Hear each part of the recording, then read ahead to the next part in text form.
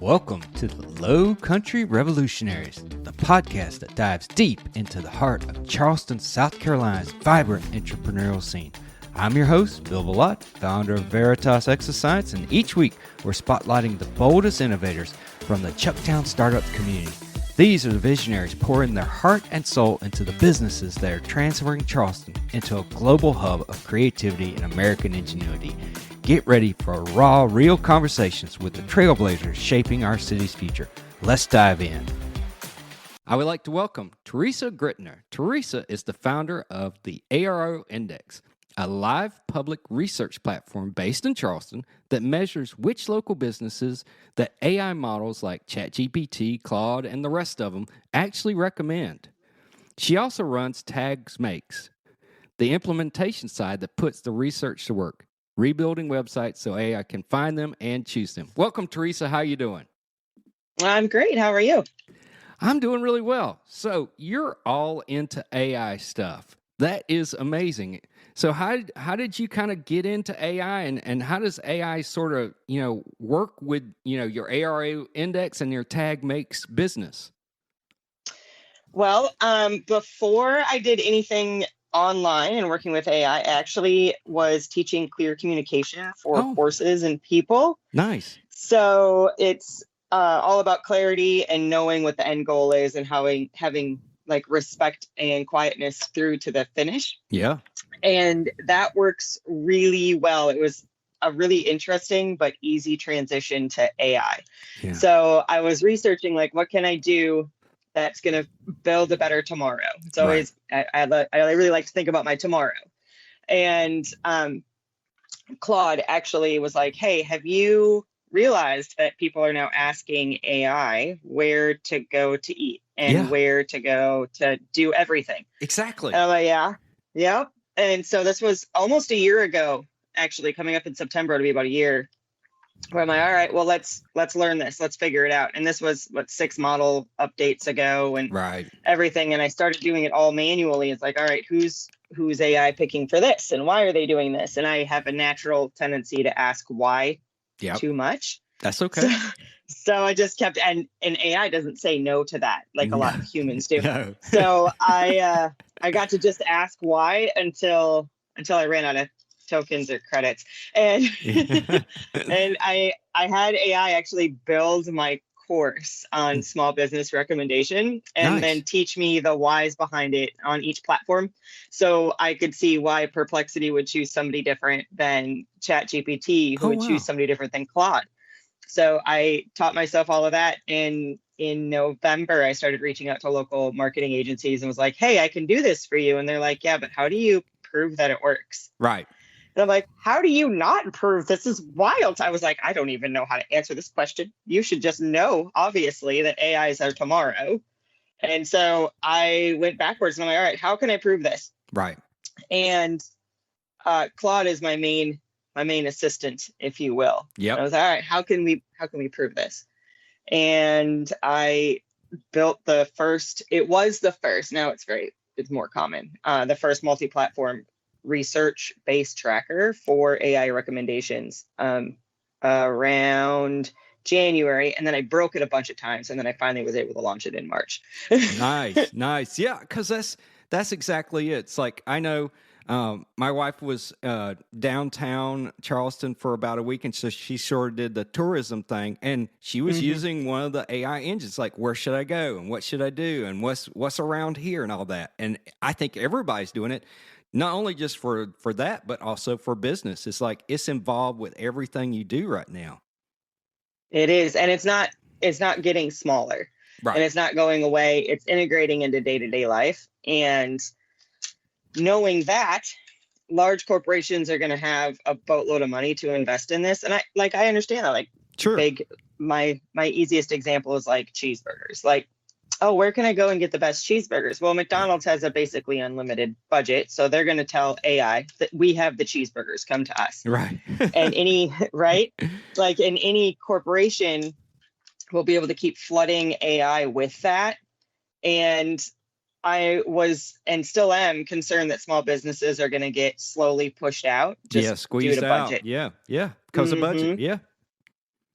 But if you know how to speak to the AI and basically scream at ChatGPT and Claude and Perplexity and Gemini, then they can in turn recommend your business over McDonald's, over that unlimited budget. Wow. And so I really want small businesses to survive and thrive in AI and in, their tomorrow as well. And like, I really value like local businesses making it over corporations. Right. Everybody has a place, but right. So I really wanted to give small business owners a measurable, easy to follow, step-by-step, like this is how to get your business recommended on AI for the niche that you want, for the clients that you want. So the right. platform grabs all of that information in less than a minute.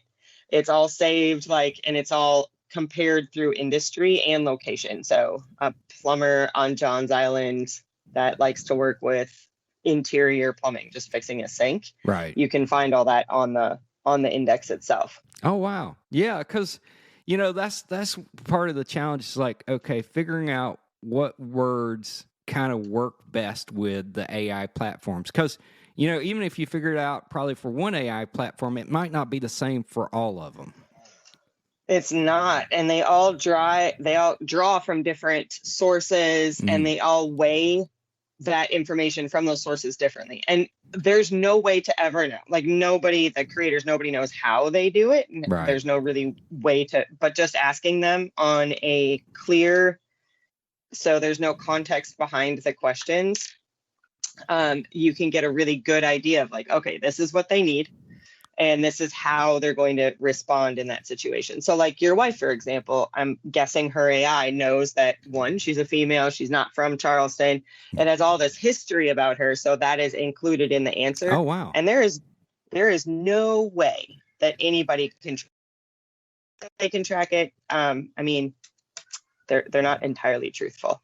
Yeah. So what the index does is it grabs the base level query. So like the cheeseburgers one, like, okay, so the best cheeseburgers, not the best cheeseburgers for a 43-year-old female walking through Charleston by herself. Right. On this street that she likes extra lettuce on it and all of those little nuances, right. know? So it gives small business owners, again, just like kind of that edge to be able to get recommended for the cheeseburgers. That's nice. So how does this work? So if you're working with a small business, kind of like walk me through this. It's like, do they come in and say, hey, I want to see how, we can raise our profile when people are searching on AI. What do you do with them? How does the conversation begin? And then how do you show it's like, okay, here's what we did. Here's what's the results of that.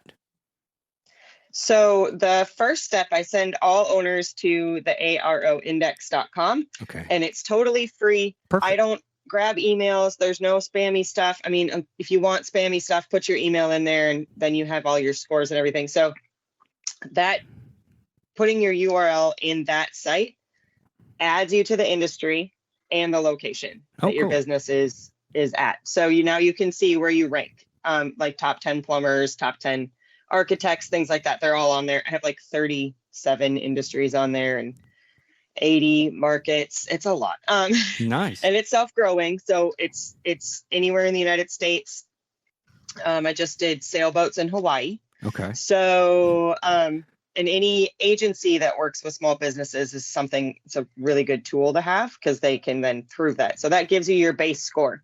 So I just did a aerial gymnastics website. Right. So I started it off. It was at 52 when I started it.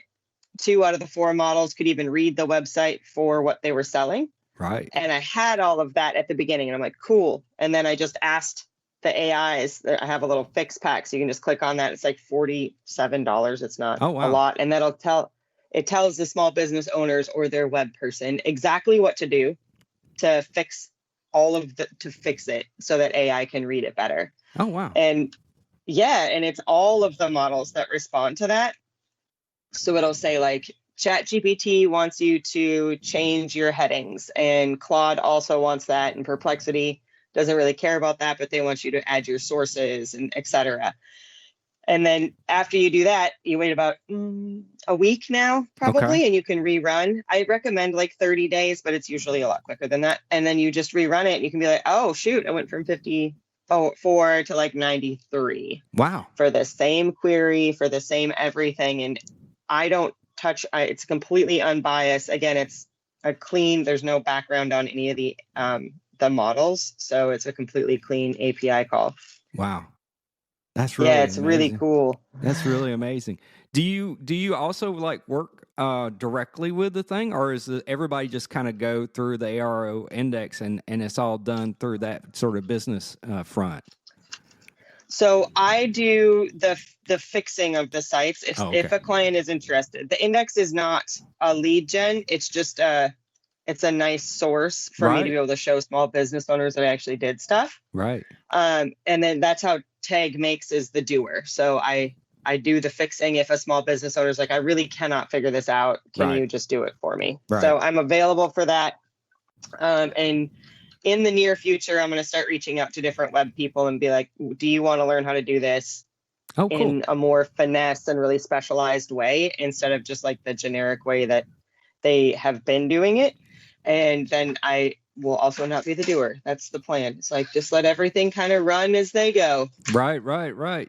Have you gotten any feedback from any of the businesses you've worked with so far? Is anybody like, giving you like good feedback, bad feedback, said, hey, this is the most amazing thing, or hey, we'd love to see you do this? What have you gotten so far? So far, the businesses that I've done have just increased so many clients of their clients that they want. Right. So it's not just like, oh, we've got 150 new people a day looking at the website. It's, hey, we have 150 people sign up. Oh, wow. Like not just people scrolling through, because AI, as they lead you towards a business or recommend something, those people already want to buy something. Right. Those are ready to buy clients instead of just like I'm scrolling through the blue links looking for things. So it's kind of a different conversation to have, is those people are prepped for you. It's a warm lead right into the site, so that this is not proven or trackable. But it's really cool to know that, like, all right, good. That small business just made a boatload more money because 150 warm clients went to their site instead of just 150 people clicking around. Right. Yeah. And, the thing is, it helps everybody because, the good and bad thing with AI is like, it will tell you everything. And the bad thing is it will tell you everything. That means you need to sort through a lot of stuff. Sometimes you're like, okay, I need choices narrowed down. I need to know what I can actually access here locally, especially if I'm looking for local stuff, Exactly. And that's actually one of the biggest issues with a lot of the sites that I see is, oh, this site doesn't even say their address on it, or AI can't read it. Right. And like the robots are lazy. So if you don't throw that information at them in a way that they can actually read it, they're not going to. They're going to skip it and go to the next one. It can be there, but if you have to dig for it or dig for what the business actually does, they've moved on, and it has to be available in a format that they can read. And they are getting way better in inferring as the models are coming out, which is scary and cool. Right. But yeah, you still really want to like make sure everything's really clear and who you want sent to you so that it works in your favor. Is it, I got to ask, like a lot of people have done, and they still do, they do search engine optimization. And a lot of that tends to be around, in my naive way, tends to be around having the right keywords that kind of trigger certain things. How's this the same or different than that? It's evolved. Okay. So instead of just going keywords, there are so many acronyms for this now. And if you're a small business owner, and I'm sure you've gotten emails going like, oh, AI SEO and LLM SEO and what is the other, AEO, GEO. There's so many different acronyms that essentially are saying the same thing, like, hey, we're going to help AI get you the clients. The difference from what I do and what those companies are selling, they're selling more of a share of voice. Mm-hmm. If we ask for the best cheeseburgers in Charleston, 32% of the time your company will show up. And they'll run it, 100 times a day. Right. But if you work with us, we can get you to 57% of the time. And so just math being math, right, you can see like, oh, well, if I'm there more, the chance of me getting clicked is more. Right. But it doesn't actually track like who actually is getting recommended. And Yeah. that's where the index is different, is it does track who's getting recommended and then why are they getting recommended. It's not just a here's your share of voice and here are the queries that we're tracking. It's this is who, what, when, and where, why. Wow. That's really nice. Really nice. So it's really fun too. So, what is your, like, I know you say small businesses, but is there any special like sector of small business that is really should be thinking about working with you right now based on where your model and everything is? Do you specialize in a certain area, or is it, anybody can come and use this? It's really for anybody.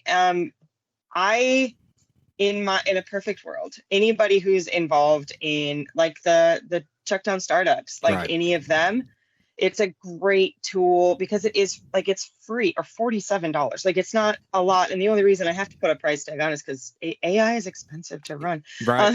Yeah. Tokens cost money if you're touching all of especially more than one of the AI engines for sure. Yeah. And like it's otherwise I would just keep it as free as possible. And that's why it's as inexpensive as it can be. But yeah, it's a great tool to be like, okay, is AI understanding my business well enough to recommend it? Right. And so I would love to see more agencies that help small business startups, or just agencies that are available in general, work with it, up to and including like the small business development, or even like Yelp, like just somebody that, or the Dun and Bradstreet, somebody that small business owners really are aligned with already. Right. Because that'll give them an edge in all seriousness with their local market, and just give them a good base start on it. Right. Yeah. I mean, I know a lot of people, especially in this area, use LinkedIn, and the other one is Alignable. I've seen people use that, but I don't know, for either one of those. I'm sure people are going to AI engines like probably all of us and saying, hey, how do I make my LinkedIn profile better or my Alignable profile better? But you're never sure, like, okay, I did this. What does this get me, kind of thing, Exactly. And that's the beauty and mystery of AI, is you can do everything, but there's no way to prove any direct change. Right. So the best we can do is measure the things we can measure. Right. And that includes like the recommendation score, because I have all of the methodology published, and I did a straight up research paper on it, and it was like 12% of businesses are recommended. So that means the rest of them are not. Wow. Like the AI doesn't even recommend them for base level queries in any industry. Right. So that's 88% of small businesses right now in Charleston just straight up don't exist to AI. It's like, the AIs are in a sense kind of blind to what's going on around here. And, I think anybody would say it's like, hey, if I can spend a little bit of time, minor effort, and I can raise my profile even 10%, that's always better than zero, Mm-hmm. I agree. And the LinkedIn thing, that's a very good touch point, is the socials are another thing that AI pulls on. So having everything being consistent just builds a better reputation for your business online. Right. And I would imagine, Charleston's a big tourism town. Do you see this, or do you figure this is the way it's just kind of heading? Are tourists doing the same thing? Are they using the AI engines to figure out where to go and do stuff in Charleston, or you don't know about that yet? Yes, and I'm putting a caveat on that, because there isn't a way to track how many people are actually like using AI for specific details. Yeah. But according to the best thing we could find, we're at about between 60 to 80% of all internet users are now using AI for recommendations. And with Google switching to AI overview searches by the end of 2026, it'll be almost everybody. Yeah. Yep. Anybody who just has a question, it's going to be AI first and then Blue Link second. So having the history of a clean, consistent site is just as important right now, because a longer retrieval, like a longer time that AI can read your site, adds to the validity and it increases the chance of AI recommending you. Right. And is there, I've never asked this question before, and I don't know if there is an answer, but are the AI engines, do they take in any account to what I would call geofencing? It's like, do they take into account, hey, you're in this location, and so I'm going to base my recommendations based on your location? Or are they just going to give you stuff in general, and you have to tell them in your prompt that, hey, I'm in this area? Do you know about that? So I want to say, just through my experience, because this isn't something that I've tested enough to be like an authority on, but through my experience, all of my AIs know where I am. Okay. So is it a setting that I turned on? I don't know. Right. It very well could be, or is it just the amount of conversations that I have with them? Yeah, that could be they all giving you know, context. like, yeah, all that context to build up, or like they have access to my calendar, so they know when I'm out of town. Wow. But yeah, it's really, they definitely grab local first and near you first. And so that's the other big thing, is having your area that you serve on your website also being just wildly important. Right.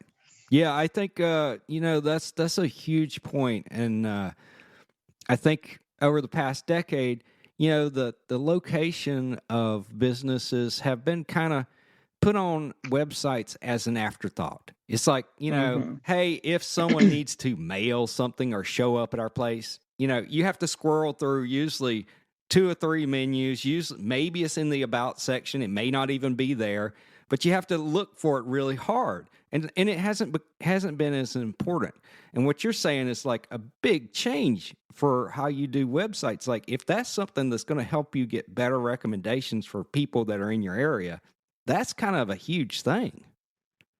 It is. And it doesn't even have to be, if you're like, oh man, I don't want them to know my home address, so I'm not going to put that on my website.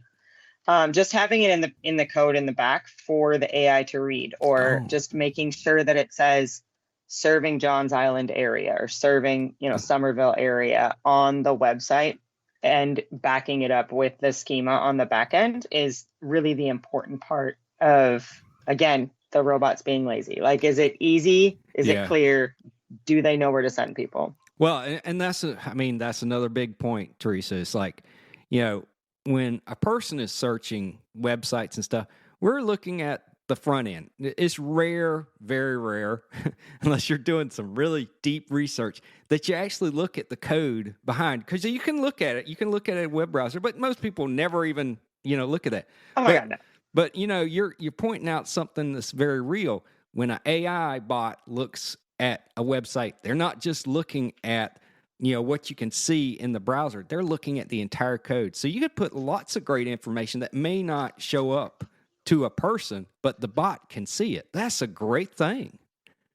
Yeah, it's super cool, and it ends up being kind of a fun, and I think it's fun. So that's okay. Subjective.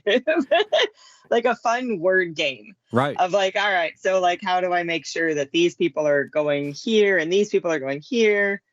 And the bot thing brings up another really important thing that small business owners should be aware of, is frequently the allow training bots on website button is clicked off. So they don't allow bots to see their website. And I'd say more than 30% of the businesses I've ran through the audit, because we're at about 20,000 audits on the site right now. And I think I'm at 800 or 900 Charleston businesses, and the rest of the markets take up the rest.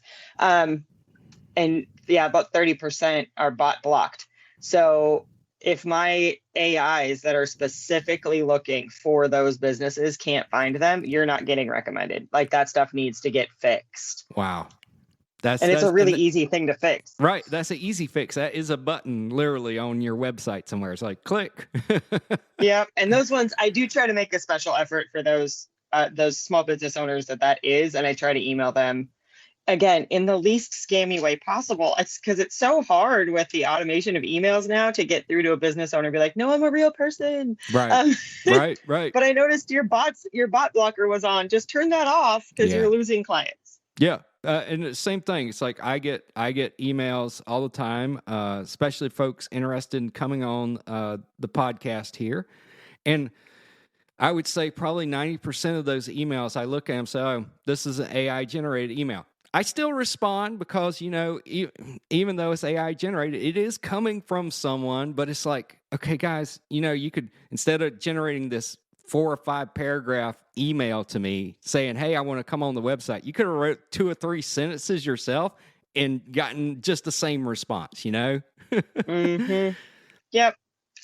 And that's like a little AI training thing. It's like, all right, become better at my voice. Right. Like, if you want to use AI, like, just make sure that it's working for you and not against you. And that's kind of another like AI integration into your business stuff. Is like, sometimes you're just making it the hardest way possible, and you don't have to. Well, and it also gets into the whole subject of authenticity. And I think, especially here in the Charleston area, people really want to get to know you. They want to know they're working with a real person and all that. So authenticity is, I think, a big deal in this area. And I think, working with folks like yourself to understand how these AI engines are kind of working and, how they're thinking about, okay, where is a business? What is a business? What's a business do? That will help them kind of reach out to people and use this new technology in a better way. That's my hope. Mine too. Well, I have to ask, so you've kind of gone, into this amazing journey. You're doing all sorts of stuff. So what advice would you have for other entrepreneurs out there? I would say I heard this quote once, and it's printed on my wall now. And it's the lesson I learned in the era of failing is the most valuable asset that I have.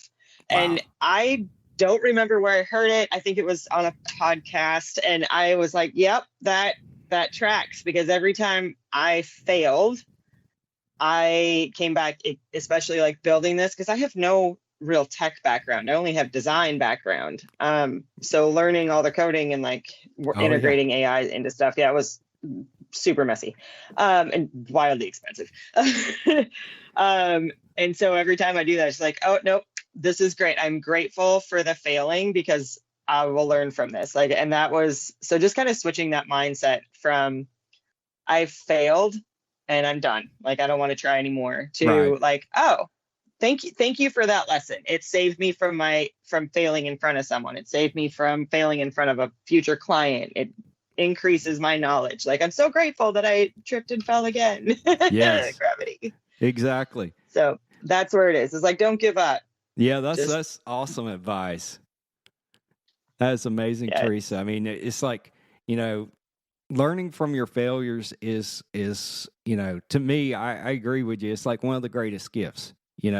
That's the only thing you can really waste is like if you get upset with your failure and you don't learn from it, you've just wasted your time. My opinion. Exactly. Mine too. And it's more times than I can count. I have had to like deep breaths, get into like an Om phase and be like, I am grateful for failing. I am grateful for failing. And it was like, why? Just like walk away from the computer for a second. I'm like, oh boy, this is really messy. Yeah. Yeah. But it's for everything, that was tied into horses. It's tied into relationships. Yeah. That's a universal one right there. Oh yeah, for sure. Yeah. I've worked with some of the AIs to do different things too, especially for coding. It's kind of like, and they, sometimes you just want to be like, they have no appreciation for the amount of time you spent on doing something. And they'll like, oh yeah, tear all that down and start over with this. I'm like, but we just spent half a day on this thing and now we got, yeah. It teaches you a lesson one way or another. It does. Well, this has been awesome, Teresa. And it sounds like you're doing great stuff at ARO Index and Tag Makes. And I'm looking forward to taking a look at their website and seeing where my business ranks. And absolutely. And I would encourage others out there to take a look. Go to ARO Index, and I'll have the link in the episode so you can find it and see where your business ranks and see how you can improve things. Thanks, Bill. Like I'm very excited to see more people like throw their website up there. It'll be kind of fun to see. Thank you so much. I hope you have a great day. Thanks, Bill. That's a wrap for this episode of the Lowcountry Revolutionaries. Thanks for joining us as we celebrate the fearless entrepreneurs making wave in Charleston's Chucktown Startups community. I'm Bill Bellot, and it's been an honor to share these inspiring stories with you. If you enjoyed this episode, subscribe, leave a review, and share it with someone who needs a spark of low country innovation. Until next time, keep pushing the boundaries of what's possible.